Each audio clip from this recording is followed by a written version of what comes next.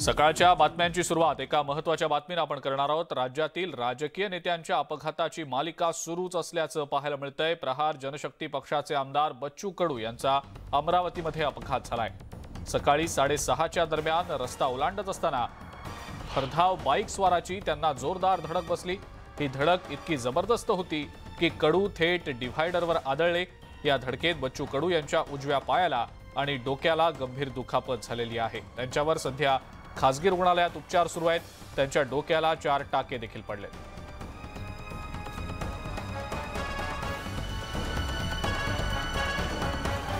अधिक माहिती या संदर्भातली आपण जाणून घेणार आहोत। संजय शेंडे आपले प्रतिनिधी आपल्या सोबत आहेत सध्या।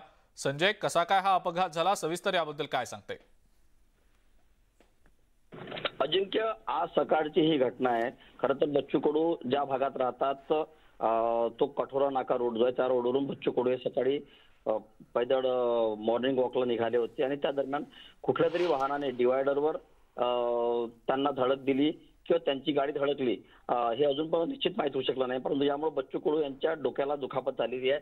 डोक्याला जवळपास 4 टाके लागलेले आहे आणि पायाला पण मार लागलेला आहे आणि त्यांना त्याच रोडवरच्या त्यांच्या घराच्या बाजूलाच असलेल्या आराधना बिल्डिंगच्या बाजूला असलेल्या किटोकले हॉस्पिटलमध्ये बच्चू कडू यांना दाखल करण्यात आलेला आहे। बच्चू कडू यांच्या सध्या उपचार सुरू आहे। मात्र बच्चू कडू यांची परिस्थिती जी आहे ती धोक्याबाहेर आहे, परंतु त्यांच्यावर उपचार सुरू आहे। मात्र सकाळी ऍक्सिडेंट नेमका कसा झाला हे अजूनपर्यंत त्यांचे जे जवळचे लोक त्यांना सुद्धा माहिती नाही। जेव्हा प्रत्यक्ष बच्चू कडू यांना भेटू तेव्हा ते प्रत्यक्ष ऍक्सिडेंट कसा झाला ही माहिती आपल्याला मिळू शकेल। मात्र बच्चू कडू यांची परिस्थिती जी आहे सध्या धोक्याबाहेर आहे। संजय, पण उजव्या पायाला त्यांच्या मार लागलाय, डोक्याला टाके पडलेत असं देखील समजतंय, काय नेमकी त्याबद्दलची अपडेट?